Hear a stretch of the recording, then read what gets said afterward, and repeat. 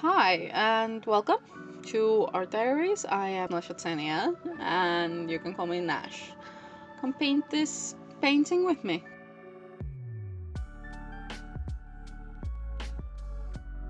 So this painting is for Rafayel's birthday. I've done majority of the paintings for the birthdays of Love and Deepspace love interests. I think the one that we are missing is Savior, but hey, maybe I'll do it this year. Maybe I will not fall off the face of the planet. The original plan for actually coming back was to make the portraits from last multi-banner, because I think it was around April, around Silas's birthday, when I started painting again, like especially digitally. So it would have made a really cool comparison. But alas, I thought that operating on too much caffeine and vibes sounds much better than a structured workflow. So instead of the insane push to make 5 portraits in the span of like 4 days, the plan shifted to make something for Raphael's birthday instead, and then cry when Caleb's myth visuals come out. So this little birthday thing might be because of WinterCon as well. I did my first con in about 6 years. It was a lovely experience. Everyone I met was so nice. I will be definitely going back, and I have applied for more conventions. But I met the most precious Rafayel stan, and honey, honestly, you were like the highlight of my weekend. You were so sweet. I do hope you're listening to this, or this will make it to you, because you were such a ray of sunshine, and I hope to see you around. Maybe I'll get to come again in August. But let's talk about this little piece that's playing in the background then.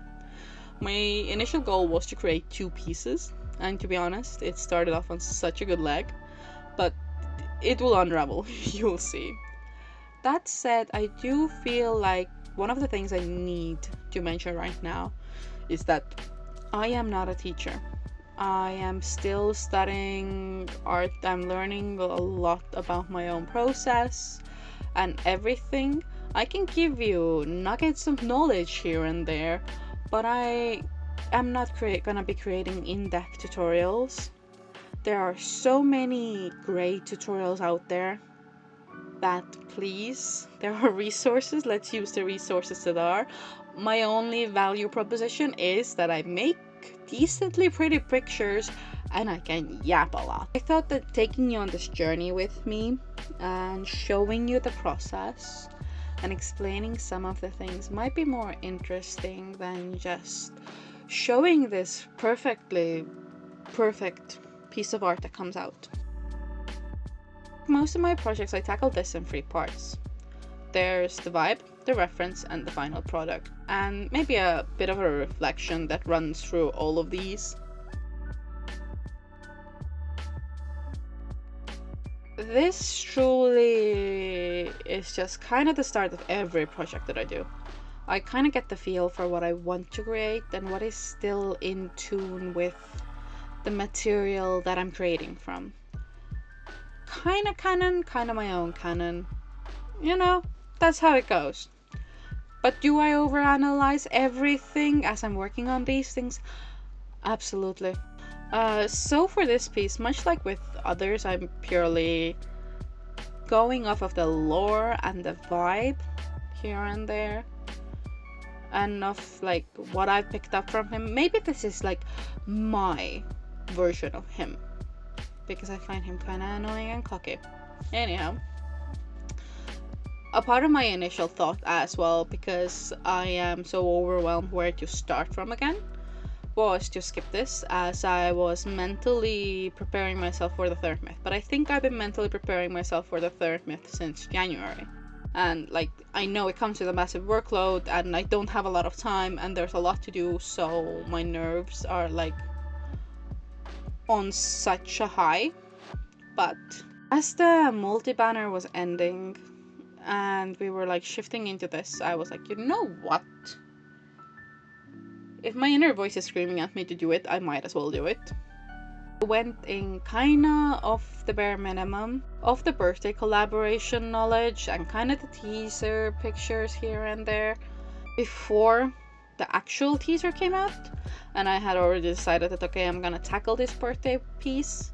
I was thinking about leaning into how he looked like in the beta version. The main reason I'm leaning out of that beta visual is because of the lighting choices in the screenshots that I saw. I think I was just like captured by the atmosphere of what they had created with those. The lighting does come this guiding principle as I am working on actually both of these projects.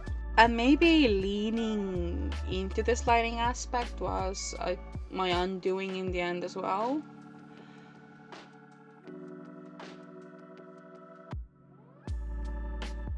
A good reference. Most of the time I've gathered that you still have to kind of Frankenstein together, because unless you have a model and you can guide them and that model can bend how you need them to bend, not that I have model trauma, but anyhow, the Clint Photo Studio can help a lot. I'm no good at navigating it, but it does help me enough. So taking the reference shots for me takes about like 10 to 20 minutes. What I'm looking for here is not really that I get the perfect match, because I never get the perfect match of what I am envisioning in my head. So I will get multiple angles of the face so I can read facial planes, especially as I'm twisting them in like these uncomfortable positions. And I will not go super intense with the lighting most of the time, as my number one goal is to still see the body composition over the lighting choices. And like, other than a more direct reference that I will take in the game, right?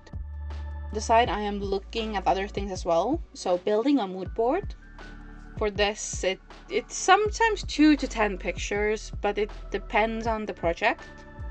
These pictures will have either like a scene I'm working on, or lighting, sometimes composition aspects, and like sometimes it is just a board full of like a very specific vibe that I want to capture. Like everything I see that is visually interesting to me, I tend to toss them into a Pinterest board and like have them be. I have some things that are themed, either like emotion wise or like visual wise, but like my 2 cents on Pinterest is that if you do use it for references, first of all, turn off the generative AI toggle in your settings, and second of all, use more than 1 or 2 references, especially if it's pose wise.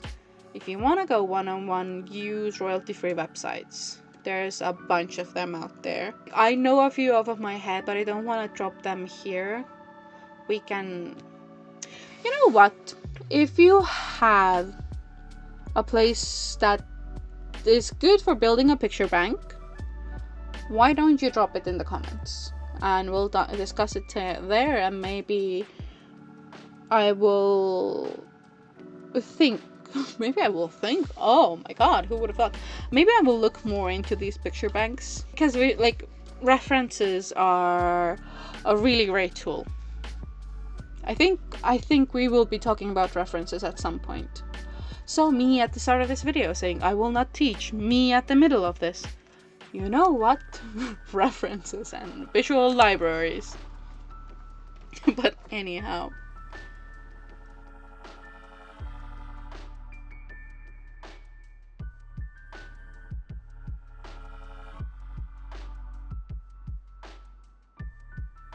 The portrait, it took a while.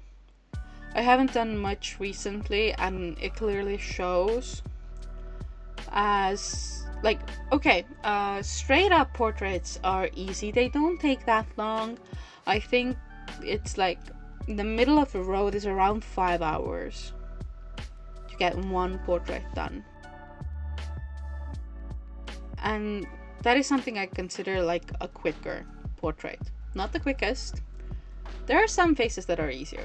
Maybe it's Rafayel's face.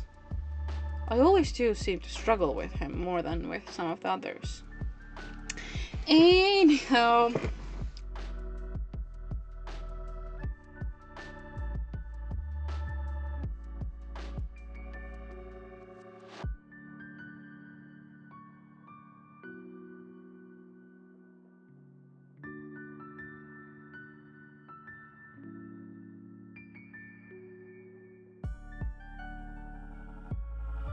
in total, the portrait took about 7 hours to finish, which is something I think I assumed. But like, yeah, saying that the last piece I worked on, it was in January, then, and painting truly is like riding a bike. I feel like there are some more successful parts of this portrait and some that I would like to go back and fix. But there comes a point for me personally with every painting where I need to step away, because if I am not happy, I will just paint over it. Stepping away, going to bed, going to cook is smarter than just to like push through something. And I wish I would have taken my own advice here, because with the bigger portrait, had I stepped away, I think I would be able to show you 2 pieces instead of this one singular portrait that I'm still not all that happy with. But I've hit the wall, and hitting a wall is not a bad thing, and disliking your things is not a bad thing either. It just shows that it's a sign of growth. That's always how I've taken it. Well, not always, but that is how I reframe this negative mindset for myself. That there is always, that if you see negative things in your own work and you're not happy with the outcome, it is not that you're critical or that you're begging for likes. It is that you see that something is wrong, but you've hit the wall, and your eye and mind and hand cannot work together anymore in synchrony. And this is what happened here with both of these. I kept twiddling and tweaking them back and forth, unhappy, forgetting that I am working, first of all, on a time crunch, second of all, on a position, on a pose that is a nightmare. But I think in the moment that you're working, it's so easy to get frustrated by like, I know I can do better, why can't I do better? So yeah. The healthy way is to move on and not obsess about something that I can see that I need to fix, but nothing I can pinpoint will fix it. The artist eye is a weird thing. Negativity does show that you have the ability to grow bigger than you are currently, but at some point it is said that you have to paint a lot to get to where you are. But to make it anywhere in this day and age, you can't keep painting these things into your shelf. I mean, I can't paint these things and not publish them. And there are things that I'm not going to be finishing, but I will still show it to you in these art diaries.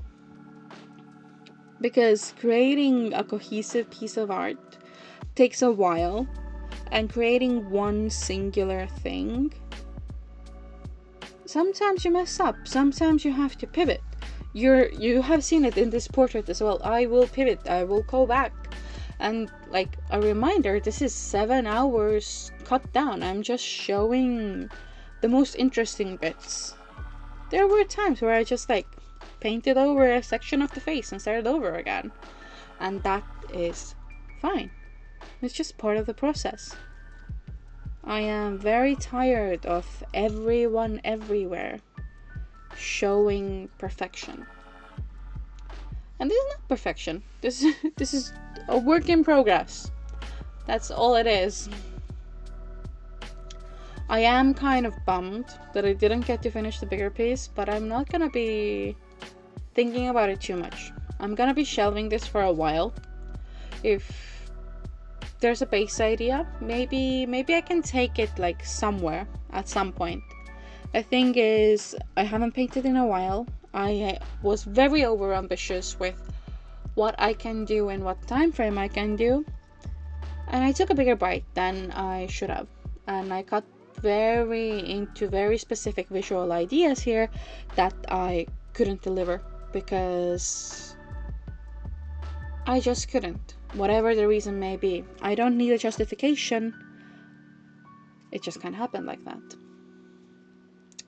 And maybe I will connect with this work at a later stage, because from the painting progress, what I gathered was that I didn't like the body language. There are 2 points where I like the face a lot. I wish I had made duplicates of those when I made it to that stage, but I didn't. I kept pushing through. I kept pushing and repainting and overpainting over and over and over again without making duplicates of spaces or specific sections of the painting that I liked. And that is a mistake on my part. But I have it as as a filmed nugget of look what I made. And well, it's in the speed paint. But it's really interesting to see like the duality of what one can make if they want to make it. So this is going into an archive. But yeah, alas, like remaking something over and over and over and over again, it's time to walk away. And it is okay to sit down and to paint and to not finish work in one session. Because after all, at the end of the day, we are not robots.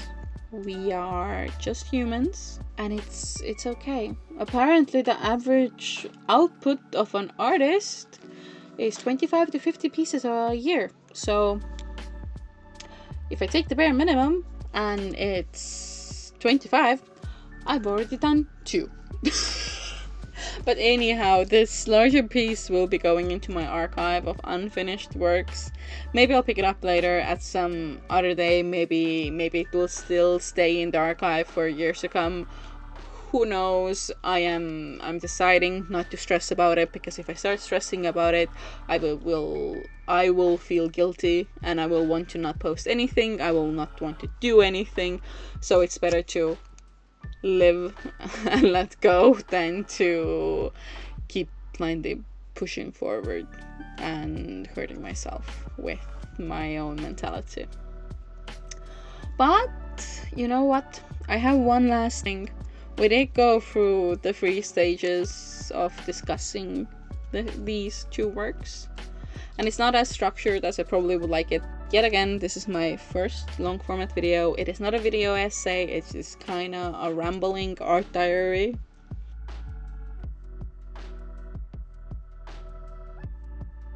We can't forget that the best part about art is that it is tangible.